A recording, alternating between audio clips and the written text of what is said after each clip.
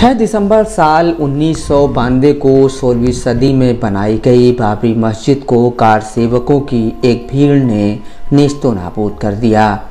इस घटना के बाद देश भर में सांप्रदायिक तनाव बढ़ा, कई राज्यों में हिंसा हुई और हजारों लोग इस हिंसा की भेंट चढ़ गए। इस पूरे मामले में अब अदालत का फैसला आ चुका है। अयोध्या में राम मंदिर का काम अब जोर शोर से चल रहा है। साल 2024 तक मंदिर का काम पूरा हो जाने की उम्मीद जताई जा रही है। सुप्रीम कोर्ट के फैसले के बाद बाबरी मस्जिद के लिए अयोध्या शहर में 26 किलोमीटर दूर धन्नीपुर गांव में 5 एकड़ जमीन आवंटित की गई थी, जहां मस्जिद का नक्शा स्थानीय प्राधिकरण से पास होना अभी बाकी है। मस्जिद के निर्माण का काम इसके बाद शुरू हो पाएगा।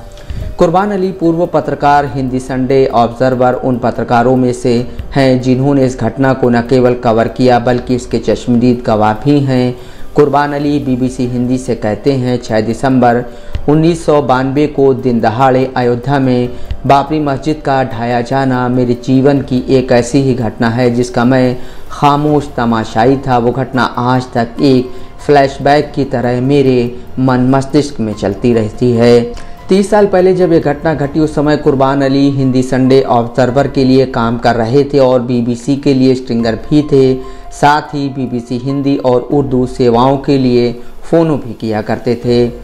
कुर्बान अली के मुताबिक 6 दिसंबर की सुबह ठीक 10 बजे अयोध्या में संघ परिवार समर्थक कार सेवक बड़ी तादाद में इकट्ठा होना शुरू हो गए। देश विदेश के सैकड़ों पत्रकारों ने भी बाबरी मस्जिद के सामने एक छत पर खुद को तैनात कर लिया था। कार सेवक धीरे धीरे मस्जिद के पास जमा होने लगे और सुरक्षा घेरे की कटीली तारों की तरफ बढ़ने लगे। हालांकि संघ परिवार के कुछ निकटधारी कार्यकर्ताओं ने उन्हें रोकने की कोशिश भी की, लेकिन कुछ ही मिनटों में वहां हंगामा हो गया। कार सेवक मस्जिद में घुसना शुरू हो गए।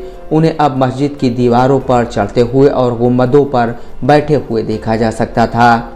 11:20 पर जैसे ही बाबरी मस्जिद का एक गुंबद गिरा, बीबीसी के तत्कालीन दक्षिण एशिया प्रमुख मार्क टूली ने फैजाबाद जाने का फैसला किया ताकि वे बाबरी मस्जिद पर हमले की पहली खबर दे सकें। उस समय मोबाइल फ़ोन नहीं हुआ करते थे और लंदन में बीबीसी मुख्यालय से संपर्क का एकमात्र तरीका फैजाबाद में सेंट्रल टेलीग्राफ ऑफिस था। मैं और मार्क दोपहर 12 बजे के करीब फैजाबाद पहुंचे, जहां मार्क ने अपनी पहली रिपोर्ट फाइल की।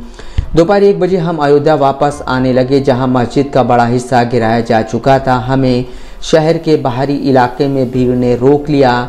हम फैजाबाद वापस गए और पैरामिलिट्री फोर्स यानी RAF और CRPF के अयोध्या जाने का इंतजार करने लगे, लेकिन उन्मादी भीड़ ने इन अर्धसैनिक बलों को अयोध्या और फैजाबाद के बीच एक रेलवे क्रॉसिंग पर रोक दिया। क्रॉसिंग बंद कर दी गई और रास्ते में जले हुए टायर डाल दिए गए। जब अयोध्या पहुंचने के हमारे सारे प्रयास विफल हो गए तो एक पत्रकार मित्र विनोद शुक्ला की मदद से हम करीब 2 बजे बाबरी मस्जिद के पीछे तक पहुंचने में कामयाब हुए, लेकिन तब तक वहां बाबरी मस्जिद के तीनों गुंबदों को ध्वस्त कर दिया गया था। जैसे ही हम अपनी कार से उतरे, त्रिशूल और लाठियों से लैस हिंसक कार सेवकों के एक समूह ने हम पर हमला कर दिया। उनमें से ज़्यादातर स्थानीय निवासी थे और मार्क टूली को हमारे साथ देखकर वे बेहद नाराज थे।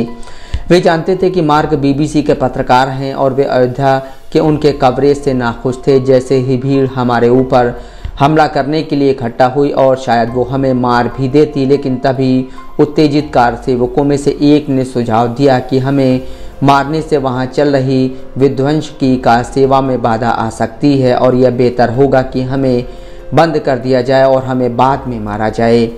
हम 5 लोगों को पास की एक इमारत के कमरे में बंद कर दिया गया। अगले 2 घंटों में भावनाओं का एक सैलाब हमारे ऊपर था, क्योंकि एक ओर हम मस्जिद को तोड़े जाने की घटना कवर नहीं कर पा रहे थे और दूसरी ओर मौत का खतरा हमारे सिर पर मंडरा रहा था। किसी तरह अयोध्या में एक महंत के जरिए शाम को लगभग 6 बजे हमें मुक्त कराया गया। हमें विश्व हिंदू परिषद के स्थानीय कार्यालय में ले जाया गया, जहां अशोक सिंघल, प्रवीण तोगड़िया और भारतीय जनता पार्टी के कुछ नेताओं सहित प्रमुख VHP नेता विध्वंस का जश्न मना रहे थे। मस्जिद से हटाई गई रामलला की मूर्ति अब विहिप कार्यालय में थी, जहां नेताओं ने रामलला के दर्शन के लिए लाइन लगाई हुई थी। विश्व हिंदू परिषद के स्थानीय कार्यालय में हमारे सिर पर कार सेवकों वाली पट्टी बांधी गई और हमें उत्तर प्रदेश पुलिस के एक ट्रक में बिठाकर रात 8 बजे फैजाबाद होटल शान अवध पर उतार दिया गया। उस समय पत्रकार नियंत्रित मीडिया, ऑल इंडिया रेडियो और दूरदर्शन पर सिर्फ ये खबर दी जा रही थी कि अयोध्या में विवादास्पद ढांचे को कुछ नुकसान पहुंचा है, जबकि असलियत ये थी कि बाबरी मस्जिद को पूरी तरह से ध्वस्त कर दिया गया था और उसका काफ़ी मलबा कार सेवक स्मृति चिन्ह के रूप में अपने साथ ले गए थे। उसी रात 11 बजे मैंने BBC उर्दू सेवा के समाचार बुलेटिन पर यह खबर दी कि बाबरी मस्जिद को पूरी तरह से ध्वस्त कर दिया गया है। 6 दिसंबर 1992 के चश्मदीद गवाह और रॉयटर्स के पूर्व पत्रकार शरद प्रधान हैं। BBC के मुताबिक शरद प्रधान बताते हैं 6 दिसंबर 1992 से एक दिन पहले 5 दिसंबर को विश्व हिंदू परिषद ने बाकायदा घोषणा की थी कि 6 दिसंबर को सिर्फ प्रतीकात्मक कार सेवा होगी।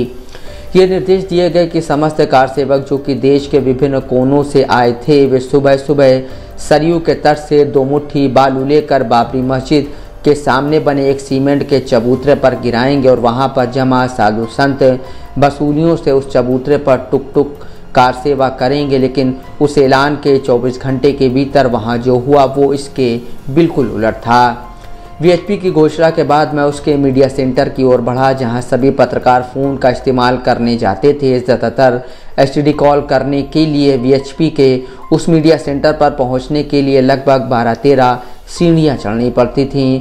इससे पहले कि मैं आखिरी सीढ़ी पर अपने पैर रखता, मैंने अंदर से कुछ ऐसी बात सुनी जिसके बाद मैं जहां था वहीं रुक गया। उस फ़ोन से मेरे सामने जो बात कर रहा था उसे मैंने ये कहते सुना, हाँ 200 वसूलियाँ, गिट्टू, बेलचा, तसला और मोटे वाले खूब लंबे रस्से कल सुबह तक यहाँ पहुँच जाने चाहिए। ये सुनकर मेरा माथा ठनका। जैसे ही मैंने अंदर से आने वाली आवाज़ शांत होते सुनी, मैं 2-3 सीढ़ी नीचे की तरफ उतरा ताकि अंदर वाले को कोई शक ना हो कि मैं उसकी बात सुन रहा था। वो जब नीचे उतरा तब मैं ऊपर चढ़ा, लेकिन दोनों ने एक दूसरे की शक्ल नहीं देखी। ऊपर जाकर मैंने पाया कि वहाँ कोई और नहीं है। उसके बाद मैंने उसी फ़ोन से समाचार एजेंसी रॉयटर्स के दिल्ली ऑफिस को फ़ोन लगाया। मैं उस समय उसी अंतर्राष्ट्रीय एजेंसी के लिए काम करता था। 6 दिसंबर को सुबह मुझे समझ आया फ़ोन पर हुई उस बातचीत का मतलब क्या था। हज़ारों की संख्या में कार सेवकों के समूह ने बाबरी मस्जिद की दीवारों पर गैती से हमला बोल दिया था।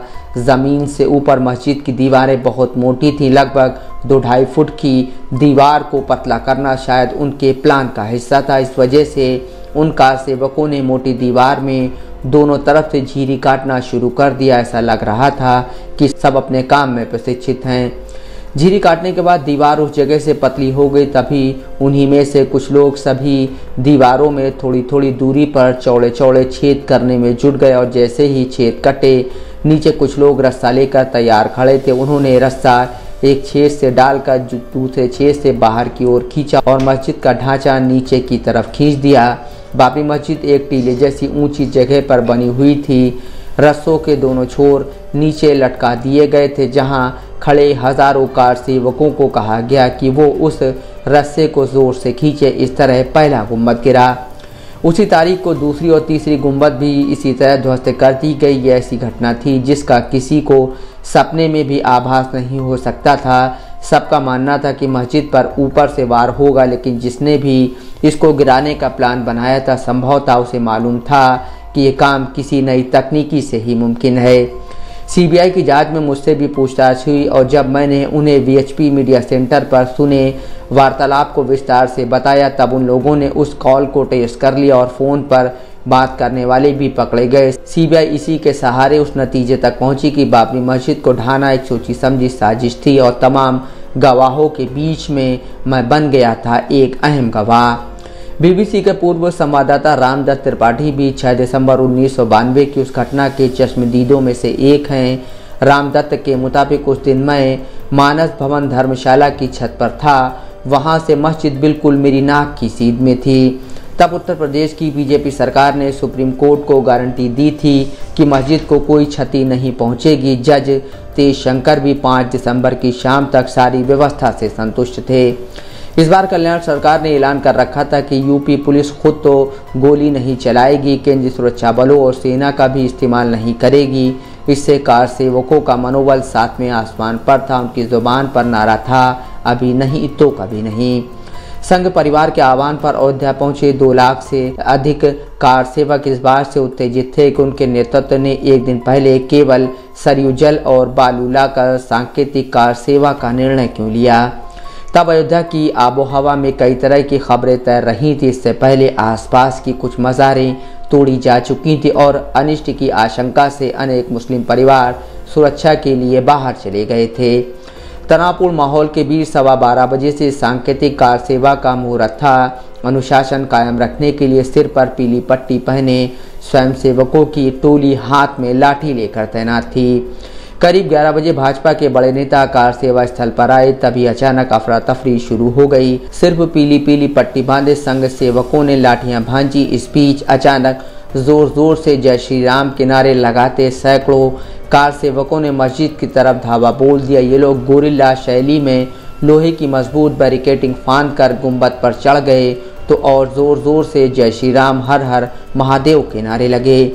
हमारी दाहिनी तरफ मंदिर जन्मस्थान की छत पर बैठे आला अफसर थे। मस्जिद की सुरक्षा में तैनात पुलिस वाले बंदूकें लटकाए बाहर चले आए। बताते हैं कि सुप्रीम कोर्ट के प्रेक्षक जिला जज तेज शंकर पेट खराब होने के कारण मौके से नदारद थे। हमारे बाएं हाथ की तरफ राम कथा कुंज की छत पर बने मंच से बीजेपी और संघ के बड़े नेताओं की अपीलों का कार सेवकों पर कोई असर नहीं हुआ। इस बीच कुछ कार सेवकों ने टेलीफोन तार तोड़ दिए और पत्रकारों को फोटो खींचने से मना करने लगे। इनकी एक टोली मानस भवन की छत पर आ धमकी तो मैंने अपना कैमरा एक महिला पत्रकार के बैग में रख दिया। मैं और मार्क टोली खबर प्रसारित करने बाहर दर्शन नगर होते हुए गांवों के रास्ते फैजाबाद केंद्रीय तार घर पहुंचे। लखनऊ में कल्याण सिंह की सरकार को बर्खास्त कर राष्ट्रपति शासन लागू हो गया और मस्जिद तोड़ने के लिए अयोध्या में आपराधिक मुकदमा कायम हो गया। इसके बाद अदालतों में मुकदमा चलता रहा और फैसला साल 2019 में आया। Bureau report, Dastak live news.